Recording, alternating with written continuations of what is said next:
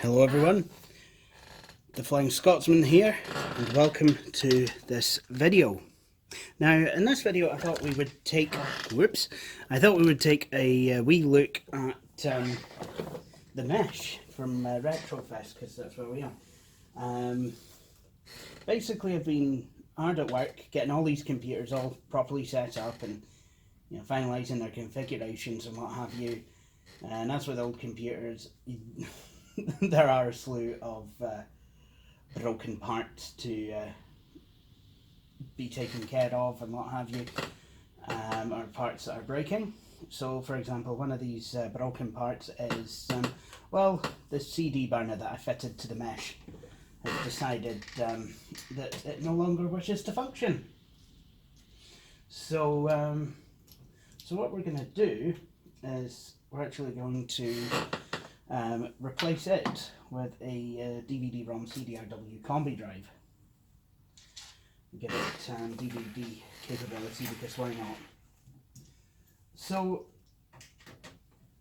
what I've been doing so far is, well, the mesh, I had connected to a Logitech Internet keyboard because, well, there's a good reason for that. The sound card on this machine is a Creative Lab Sound Blaster AW64, and it has an amplified audio port, which is brilliant. It means I can use a pair of speakers that will work passively without having to plug them in. The only disadvantage with that is you can't adjust the volume quickly. So I thought, well, no problem, I'll get this Logitech Internet keyboard hooked up and, find the drivers, and I'll be able to use the volume up and down keys, in lieu of being able to use the volume knob on the speakers because it's in passive mode. Trouble is, I couldn't find the drivers, and, just kept on finding what I thought were drivers and, install, uninstall, install, uninstall. And I just thought, yeah. Now, there was a way to give up on that and just buy a new keyboard. So I plugged the Logitech keyboard into the Brampton Electronics PC, which still had the Microsoft IntelliType software installed. So what I did was I just thought, just as a wee, not going to lose anything from doing this kind of a thing, I thought I would try the Logitech keyboard with the Microsoft IntelliType drivers. And what do you know? Damn thing actually works. There is a Microsoft Internet keyboard profile in IntelliType, I think it's version 4 that I'm using, and that will actually, that seems to match up quite nicely to the Logitech keyboard. So I thought, well, what I'll do is I'll install the software, but because it's Windows 9X, Windows 9X doesn't necessarily take too kindly to the constant installing and uninstalling of software without getting a bit messy. I'd reformat this machine and start afresh, because now I know exactly what I'm doing. Trouble is, I formatted the drive, and I knew this drive was a bit dodgy, but, well, when I came to install it, it was, when I came to copy the Windows 98 install files over, the drive was dead. So, luckily I have acquired some new drives recently, so I thought I'd put one of those in. So let's see if we can do that. Which is doable, just remember to unscrew the screws first.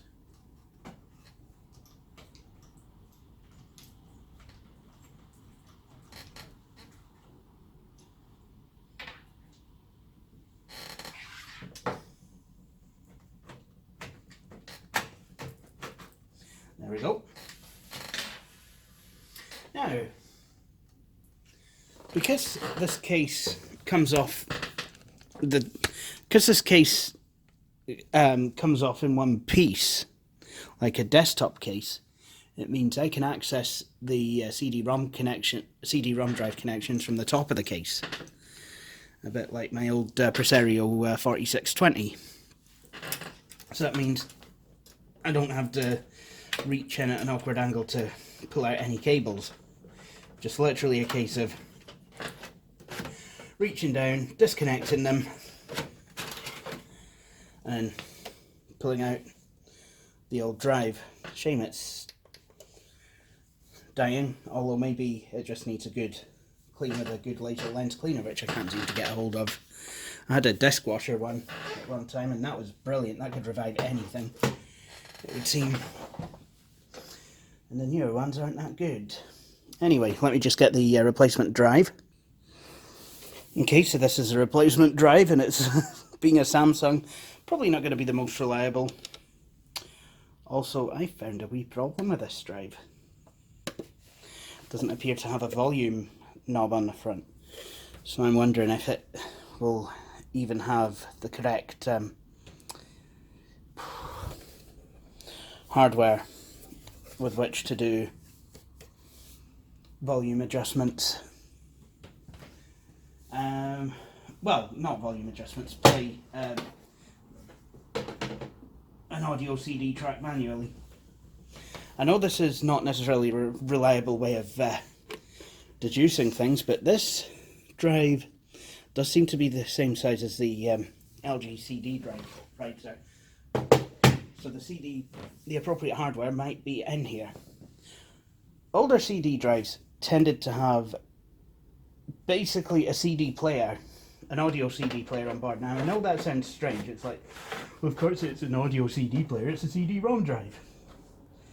But, well, essentially, it had not only the gubbins to basically read a CD, but it also had the gubbins to play an audio CD, and could do, oftentimes, independently of the computer's software. So, you know, some disk drives had a play button, so you could put a CD into the drive and it would start playing. So that was I always found that pretty cool. But the reason that this is important is because older video games relied on that capability for CD-ROM drives to be able to actually just play an audio CD by itself. It would basically control, all the software would do is tell the CD-ROM drive to play a particular track, you know, and then it would do the rest. Now, as computers became more powerful, you know, they were able to deal with the playback of audio discs themselves, which meant they could play them digitally, you know, so the CPU could handle the CPU, and everything else could handle the actual processing of the CD audio playback. And you know, that's where you ended up with things like digital error correction, you know, on CDs. So, I mean, that was, I mean, any CD drive, I believe, a lot of CD drives could do digital, but, you know, as the need for analog CD playback on a computer became less and less, you know, computer games and software not necessarily making use of the audio track on a CD, so CD drives, well, optical drives in general, could be made cheaper for not having the actual hardware playback capability on them, because the computer could do that. You know, why double up? Now, this is absolutely fine for a modern machine, but for an older machine, it can make it quite difficult when selecting a CD drive that you want to use, because at the end of the day, the older computer still needs that capability to be able to play CD-ROMs, play audio discs in an analog fashion, and I've lost the bloody screw. And unfortunately, the drives that are old enough to have that capability are getting older. result, you know, they're not going to be anywhere near as reliable as the newer drives. It's a bit of a shame.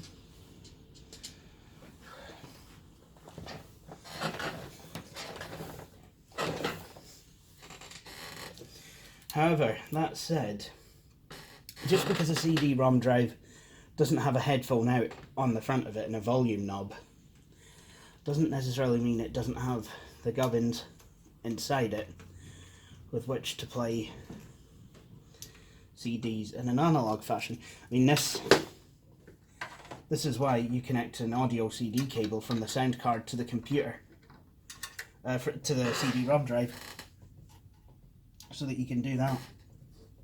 You can actually play an audio disc. Now, I'm well aware how dusty this system seems to be getting, and I really should have brought in a can of compressed air. I should have one to leave here, really. Right.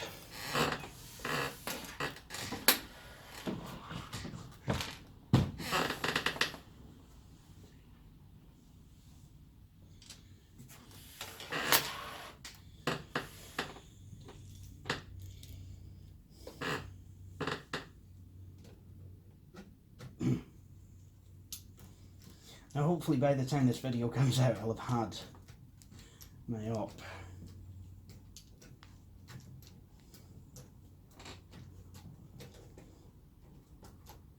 Something the doctor did say is that there's a good chance, well, not necessarily, there is a small chance that my voice could end up being hoarse, because, I mean, while care will be taken not to do this, my voice box could be damaged, so, you know, I might end up with a hoarse voice, so future videos might sound like I can't do a horse noise.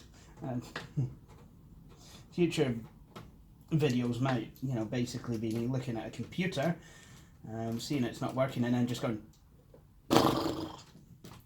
Nah, I'm kidding.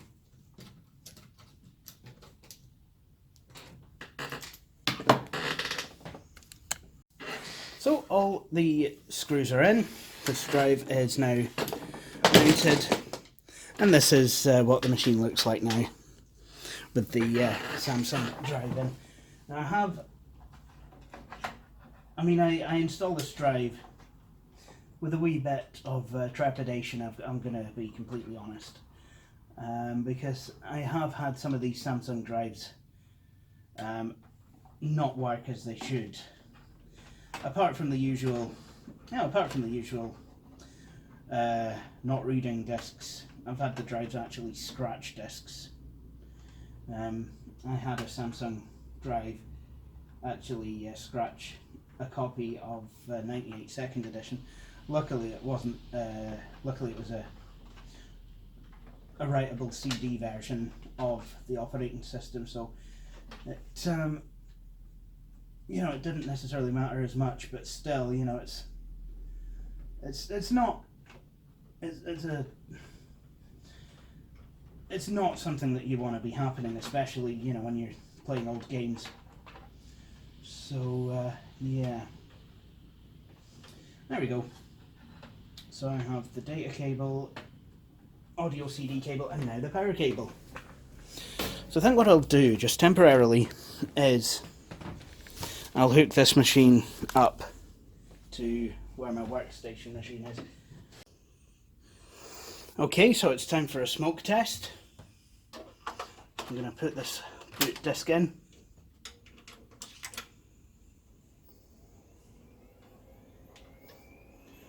Let's see if this drive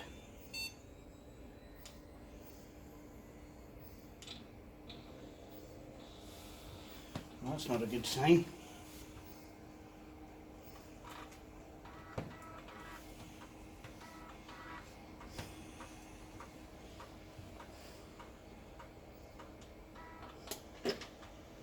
There we go.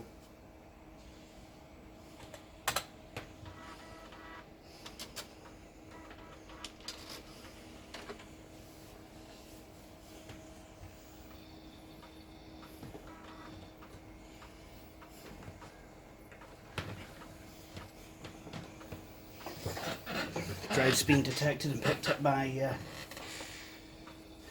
the machine. Didn't see the initial pulse screen because I didn't realise the monitor was switched off.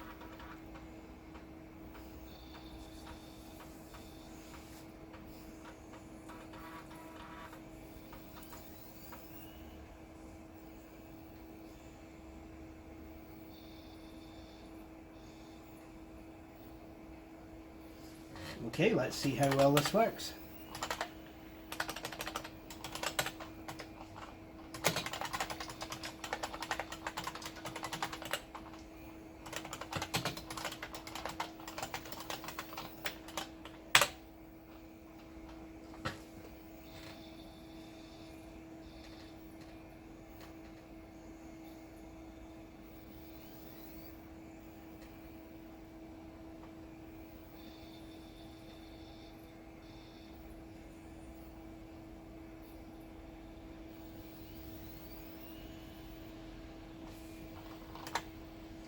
I think this 98 disc might be a bit damaged as well.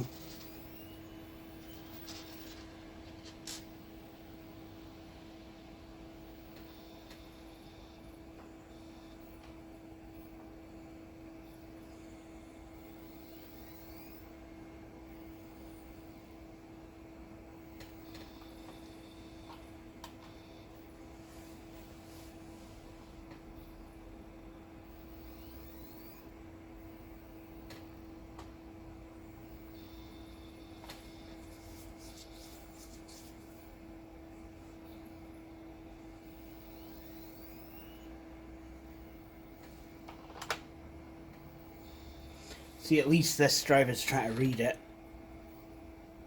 Anyway, I will come back to you once I'm done with this. Well, I've just booted from the CD-ROM and it's actually a hell of a lot happier.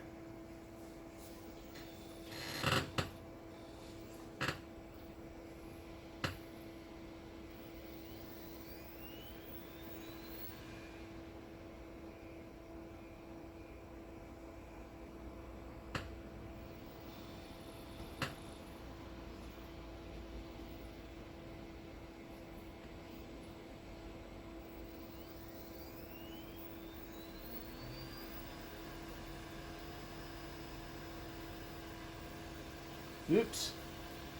Oh well.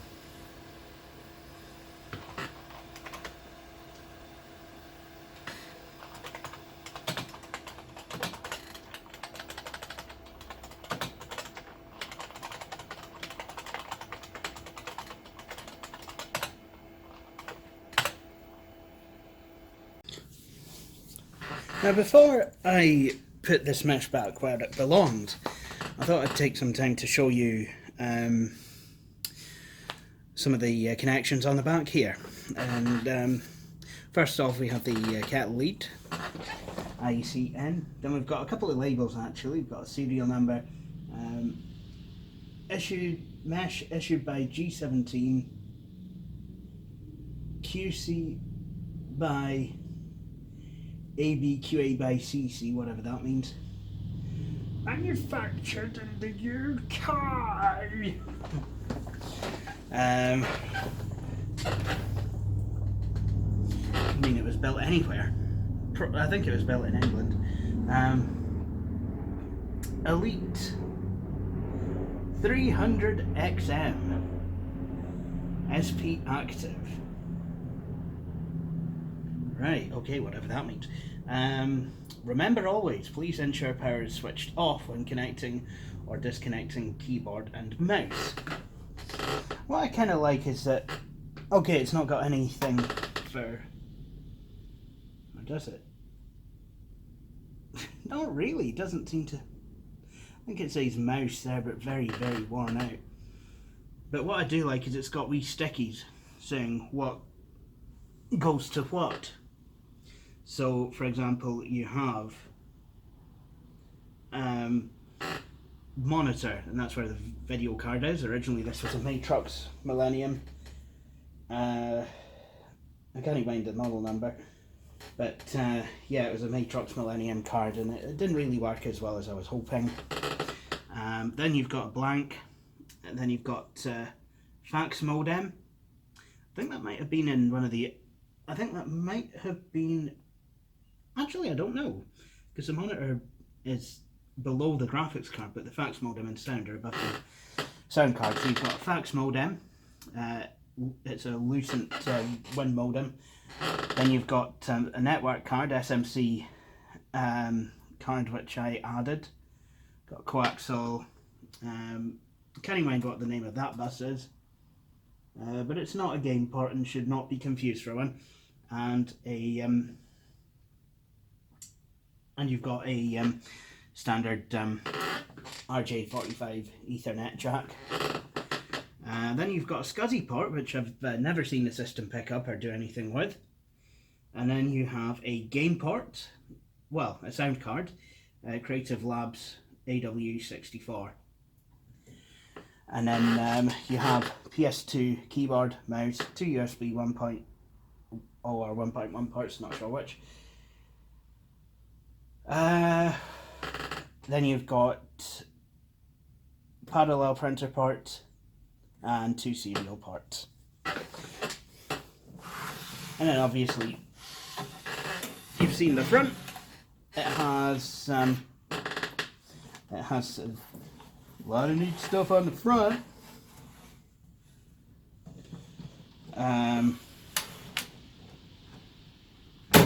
Oops, got an Allen key stuck there. Of course, you've got the newly installed DVD drive, Zip 100 drive that came with the machine, flippity floppity drive, reset button, hard drive indicator LED, power button, power LED, and the power button, which looks like the mesh logo. I think that was the intention. Anyway, enough crapping. Enough crapping. Get cracking. We've got work to do. So let me talk you through the setup of this machine. We have a small Acer. It's a 15-inch TFT monitor. It works well enough. It's XGA, I believe, but I do have it set to 800 by 600, or well. We've got these speakers that can work actively, but to save plug sockets, I thought I'd take advantage of the amplified port on the sound card. We have this quick shot joystick. I am going to be doing a video separately about that, actually, because yeah, I've given this joystick a good shot, and I do like how it feels. I've got to be honest, it's a good joystick. So I actually bought one myself, and I'm going to test it out, I think, with the Desk Pro. Got the Logitech keyboard, Internet keyboard, YST39. Not a bad keyboard, typical rubber dome. A hippie mouse, Grateful 42 mouse. We have a USB extension cable, just in case, you know, any USB peripherals need plugged in. We don't have to go down to the back of the computer. I feel this will be used more by me than anyone else. And then we have connected to the other USB port, Microsoft Sidewinder. Yeah, that's such a Logitech controller, as the Microsoft Sidewinder. So the kettle's on, so I'm going to have to be quick about this, but I think it's time to set this machine up. So what we'll do, power it on now that we've got everything plugged in.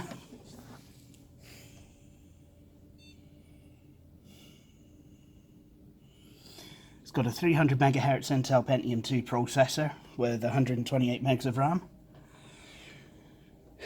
What I believe is I think a 20 gig hard drive. Update DMI information.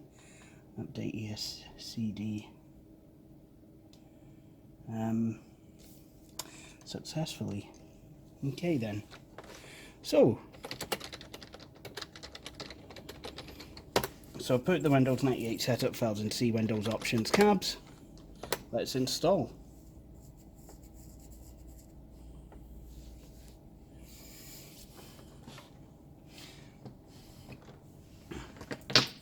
So all the systems now have got larger hard drives. I think this machine has a 20, the Grampian Electronics has a 30, the RM has a 40, but it's registered as 30 because the size larger than 32 gigabytes, which jumper is, you know, kind of set to active. So obviously these older chipsets can't read drives larger than 32 gigs. Anyway, let's actually go and sort this out.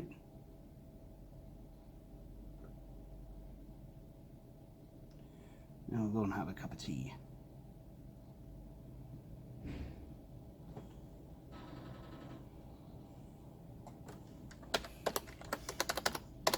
Now I'm recording this on June the 21st, summer solstice. Also 4 days till the 20th birthday of Windows 98. So this is, I think, a good video to do, given the time, even though it'll probably not be published until this time next month. Well, yeah, so a month ago, Windows 98 turned 20. Excellent.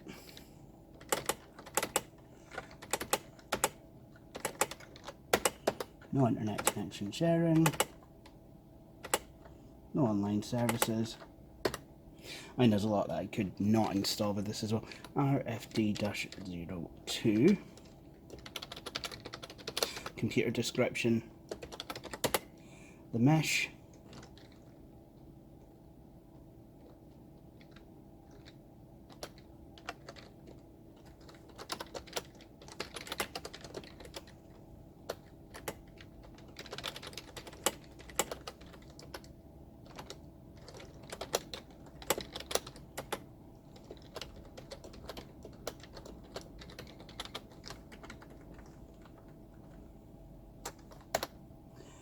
I try and give the computers, you know, a meaningful description.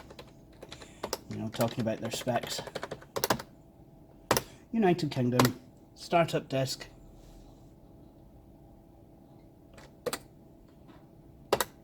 And there we go. So I'm just going to let this copy files. And while I do that, I think it's time for a copy. So now Windows 98 is installed. Just to make things easier, I'm going to type in my username and password now.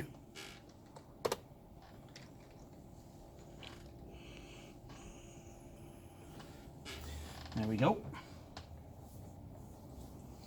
Now, the sound drivers will have been found because the AW64 is quite an old sound card. However, the graphics drivers have not, well, when I say it's quite an old sound card, of course it is, but even relative to Windows 98, it's still quite an old sound card.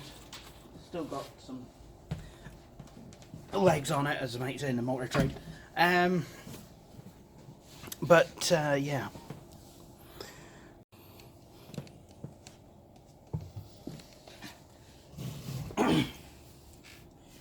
So,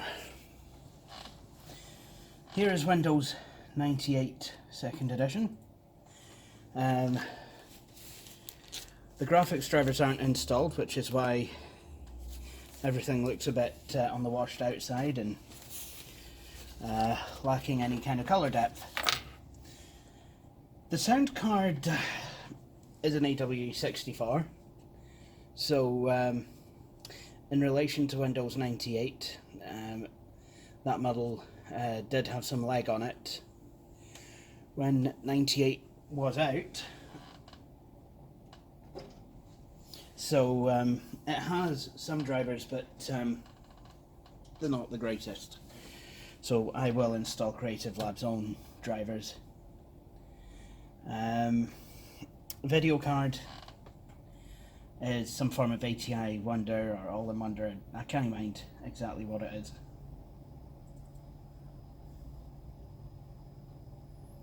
There we go. So I made a disc with all the drivers for the different machines. Ah, yeah, no. Okay. So here's the thing.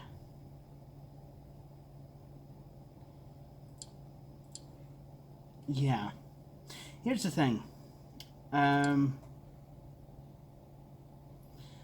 don't believe this display driver will work. That's okay.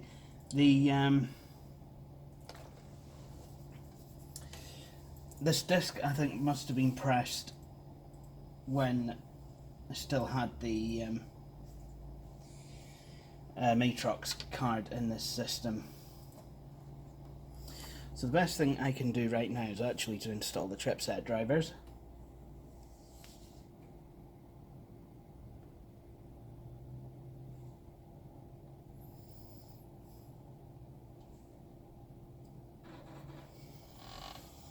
Then what I'll do is I'll set up the network for use on the domain, so then I can access all the stuff that's on the server, of which, you know, there are quite a few drivers and other resources which I've thrown on there. What the... Yeah.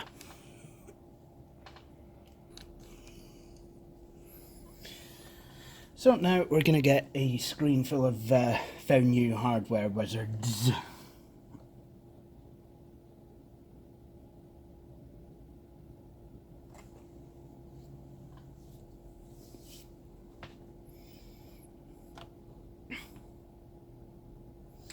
Again, the Intel 440BX chipset did predate Windows 98, not by a lot though. So while there are rudimentary drivers, again, I have actually found recently that having Intel 440BX drivers is not a bad idea. Because, and it was on this particular machine that I found that was not a bad idea as well.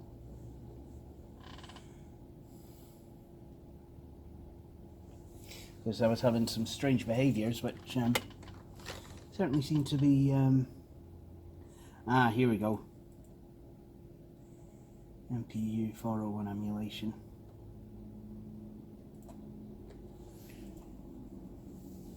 I was having a couple of odd behaviours from this machine. I forget when it was. I mean, it was 2016 when I got all the machines out and tested them out again and what have you. No, it wasn't. I'm a lying wee scumbag. It was last year. Can't remember exactly what the problems were, but I knew they were there, and I knew that installing the chipset drivers made them shut up and go away.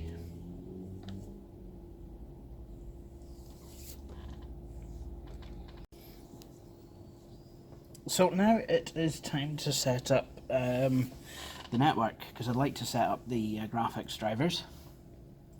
So what I'm going to do is I want to right click on network neighborhood, go down to properties, and the Ethernet card has been detected. Now, a couple of things I need to do. I need to tell it that it's on a domain. I want to also enable file and printer sharing, but I also need to add the IPX protocol, because some of the games that we play still use the old IPX protocol. So, yep, I'll just add that as a service. Don't necessarily need to add that as a service for Windows NT domain, but it is. But I do need to add that for this network. So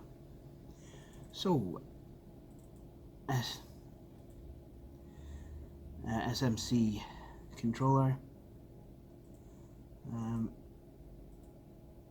So frame type, I want Ethernet 2, and the network address, I think I'll set that to that. Edit. And then what I need to do, I need to tell this machine that it should be looking to boot to a domain rather than a, well, it should be looking to log on to a domain rather than a work group. So go here to Client for Microsoft Networks, go to Properties, log on to Windows NT domain. Windows NT domain is RetroFest. Good. And then I'll click OK.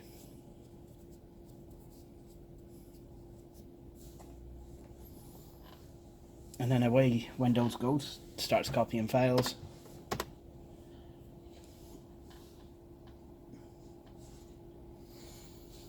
And then when we restart, we should get the login box with the 3 rows.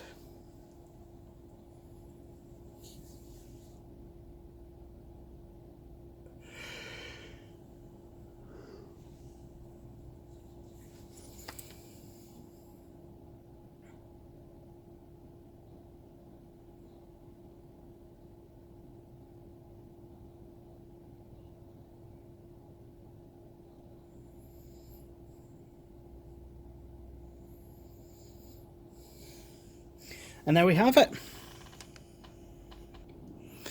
And this reminds me of being back at school, or it did at one time. We had a NT4 domain and Windows 95 workstations, clients, a couple of 98 ones.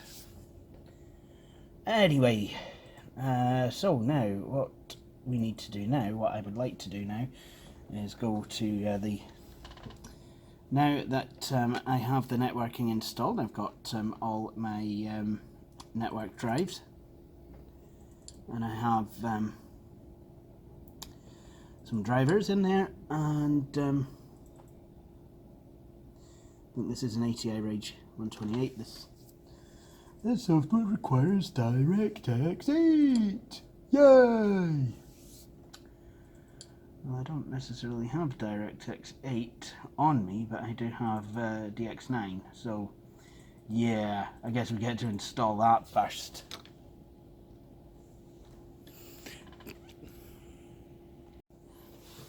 So now that this system has logged onto the domain once, it has been able to download all the policy settings for the various users that are set up to use these machines. So, and as part of that, you now get a wee message, welcome to RetroFest. This PC is for the sole use by Aberdeen Action on Disability RetroFest and their service users.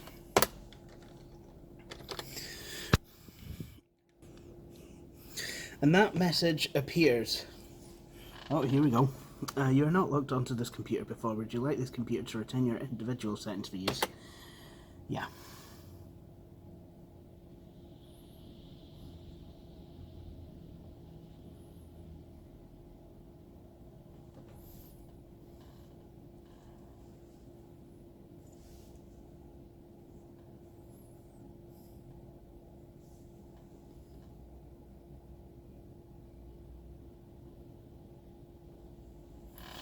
So now it's,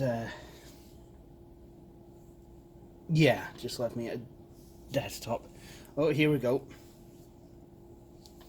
It's installing DirectX is what it's doing.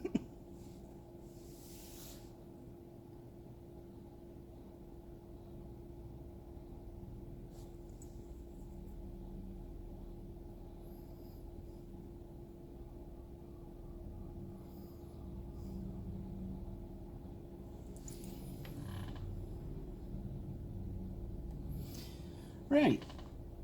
Okay.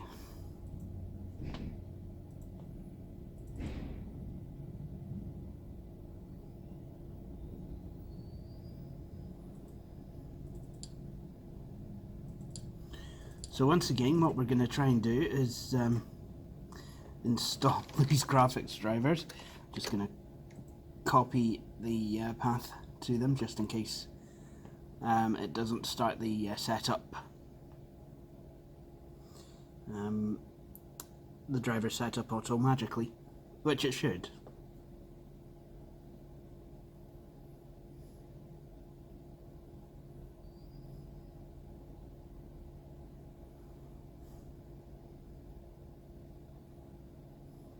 There we go.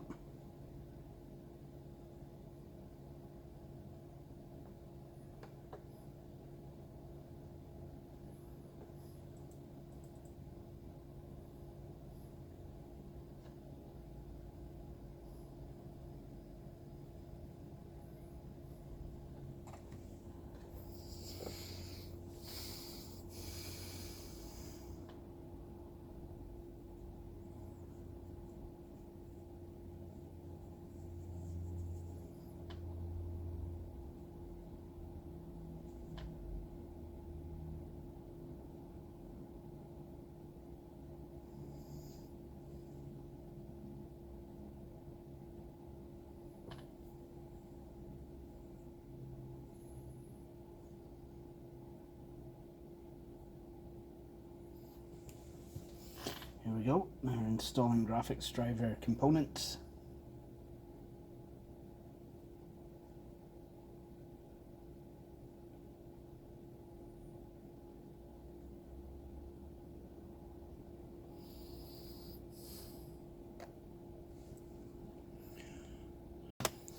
Okay, well that took a wee bit of time, but hey ho. These drivers are installed now, so hopefully we get to have the computer set to a properly decent colour depth and what have you.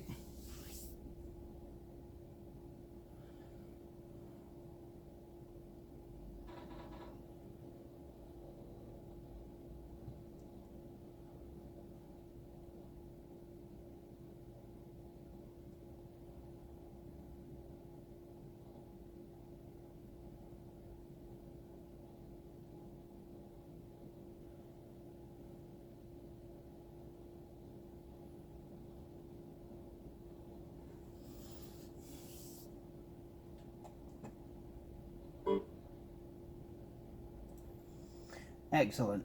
Now, what I want to do is I want to set the colour depth and everything. Because as you can see, this is running, I believe, at 640 by 480, but with 256 colours.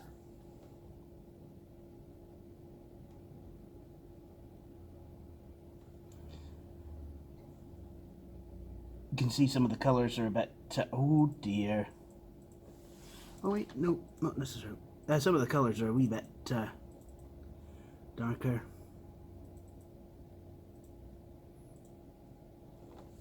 Gotta watch.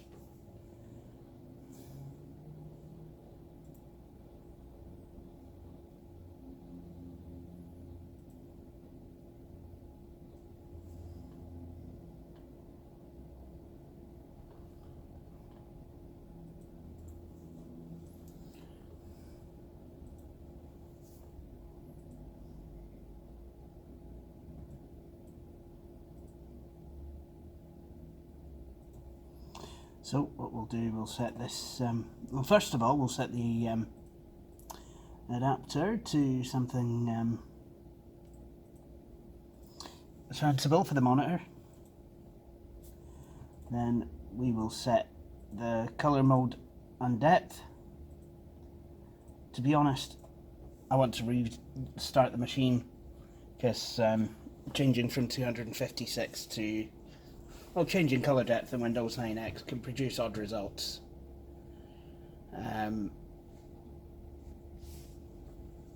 You know, just around the desktop. So I always find it better to start... I mean, if I'm using QRes or something, you know, to make the application, to make an application go, then I'm not too bothered. Oh, here we go.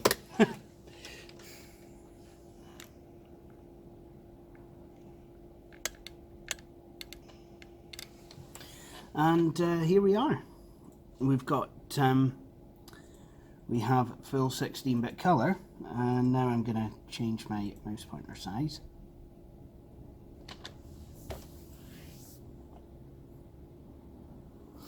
I'm also going to set the other profiles up so that they have custom settings. First of all, go to passwords, user profiles, and then include start desktop icons and network neighborhood contents in user settings, and start menu and program groups in user settings as well.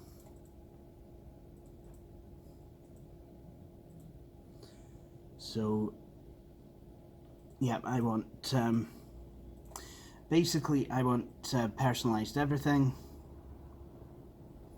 make copies, and I'll set up RetroFest.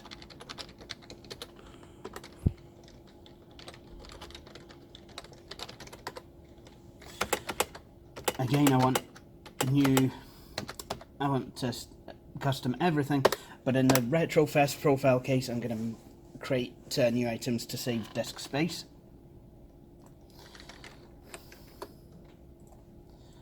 And then I'll go back and finish setting up all that a wee bit later. For now, however, I am going to install the sound card driver, so I'm going to go back to Mesh, and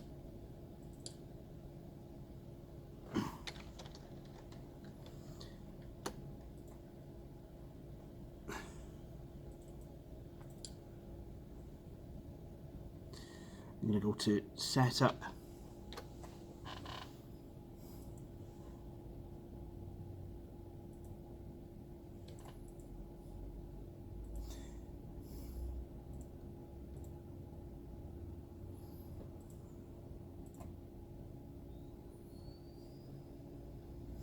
now this is a different installer to the one that I use with my AW64 back home on the Desk Pro.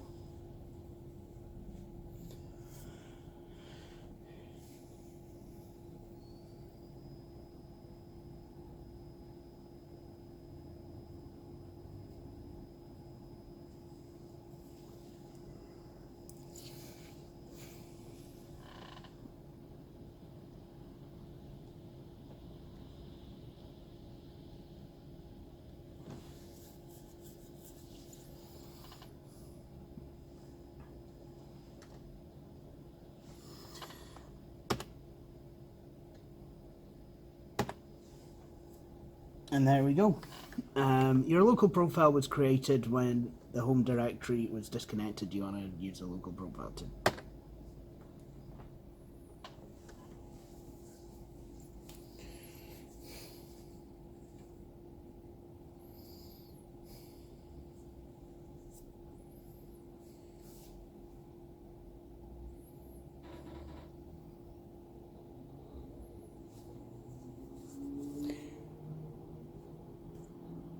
So there you have it.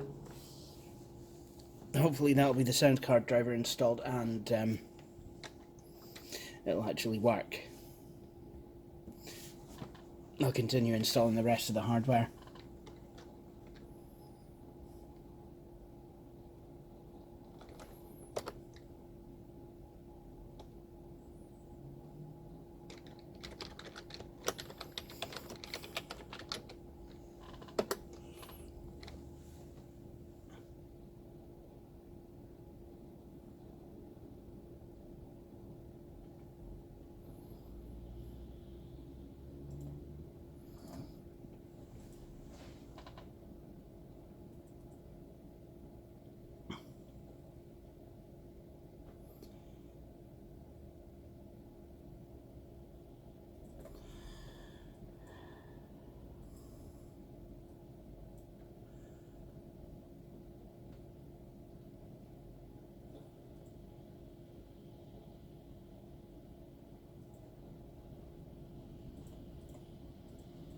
So let's see now if I can get the right driver installed.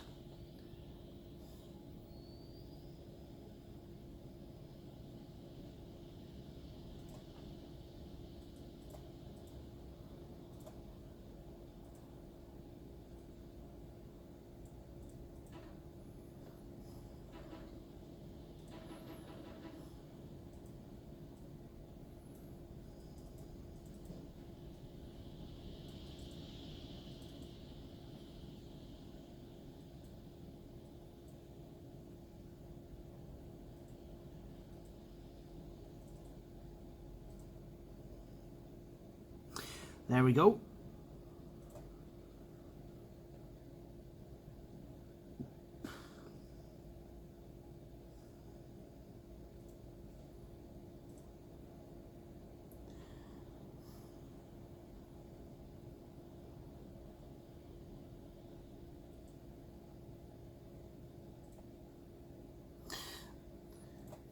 There we go, and I know this is probably not the best thing to do, like installing the XD sound card file on a WDM model, but hey ho.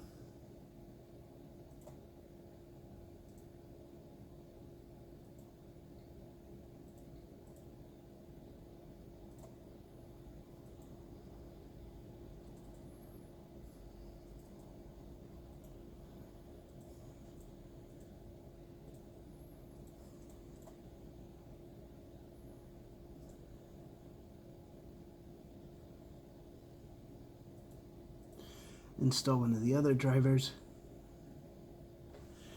No. So, yeah, let's use the Creative Game Port joystick driver.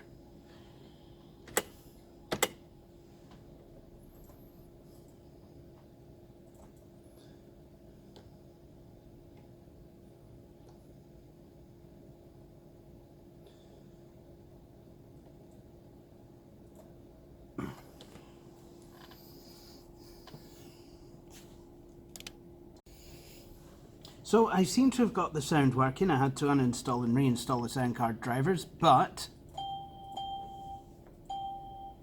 excellent. So, as I was saying before, because this is using an amplified port with passive speakers, the volume control on the actual speakers doesn't work. Allow me to demonstrate. We'll tell you what we'll do. We'll go in for a quick wee Canyon test.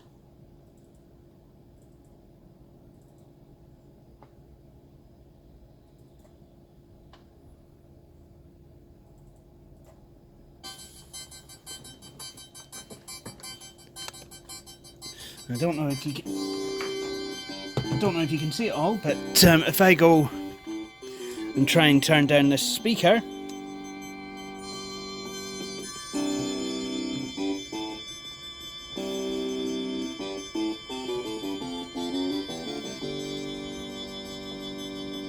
these controls do absolutely nothing. So I have to use the volume control to turn the sounds up and down. So, I plugged this keyboard into the system as it's got volume up and down keys. But like I said before, I can't find Logitech drivers for it anywhere. However, I do have Microsoft IntelliPoint drivers, and it is actually version 2.2 rather than version 4, which is actually the IntelliPoint drivers. So, I'm going to start up IntelliPoint IntelliType, setup.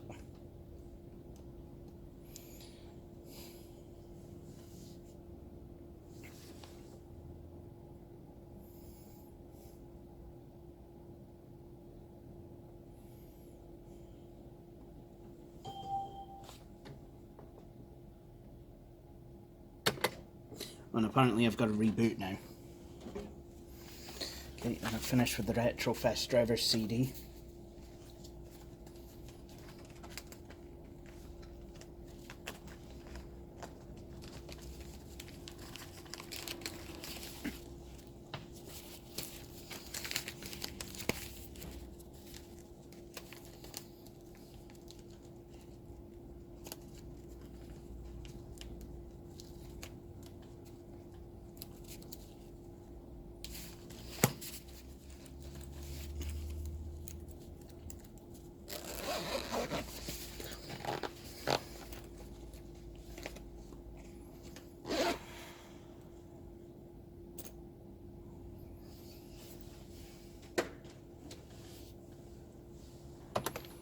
So, I think what we're going to do now is get logged back on.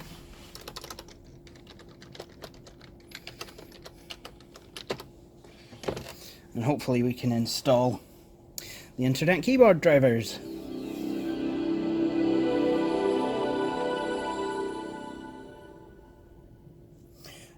So as you can tell, I mean, this is quite a powerful amplifier, and so it will go very loud.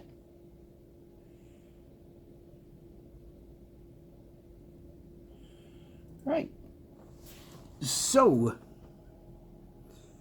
unlike IntelliPoint, it doesn't actually allow you to choose Scotland as a country. So, yeah, I've got to use United Kingdom. Not good. But what we want to do is we want to select Microsoft Internet Keyboard from here. And then we'll just install it.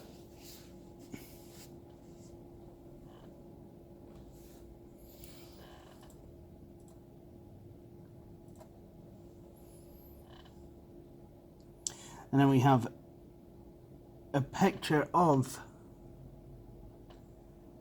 the internet keyboard, and the volume button actually works. Now this has a different layout to the Logitech keyboard, but this would suggest to me that there is some kind of standard there. So not all the keys work, but if I click on home, get a nice internet connection wizard, email, same thing, mute, can mute the sound. So everything but the search seems to work. And we really don't need the search button to actually work, because, like I said, I mean, it's a gaming machine. So if we go back to the Canyon test, volume down, volume up, volume down, volume up, and for some reason the CD-ROM drive is opened. I wonder if it's a wee trick I can do. I can press both volume buttons and have the drive open.